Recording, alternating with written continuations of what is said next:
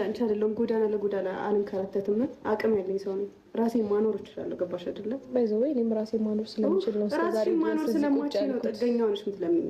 እኔ ምን እሱን የምለምንበት ምንም ምክንያት የለም። ያን ደግሞ ታውቂያለሽ።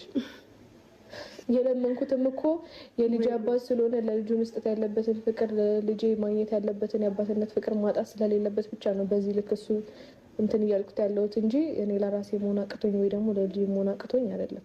አይደለ? አዎ። እንደዛ ከሆነ ሂጃ ታዲያ ምን እዚህ የሰው ህይወት ያስበጠብጥሻል? እኔ እኮ ራሴን ችዬ እየኖርኩ ነው። የልጅሽን አባት ከቤት አስወጣው። ልታመሰግኝ ነው የሚገባው። ምን አይነት ባለጌ ባል እንደነበረሽ እንድታቂ ነው ያደረገው። አላገባሁትም እኮ የእኔ እናት። ለነገሩ አለመጋባታችሁ ሊሆን ይችላል እንደዚህ የሚያደርገው አይደለ? ብዙ ልክ እንዳንቺ ያላገቡ ወንዶችን እንደሚያባልግ ማለት ነው። ነገሩ አንቺ ያገባን ብታገኛት ትመሪም በዚህ ሁኔታሽ። አይ እንደዛ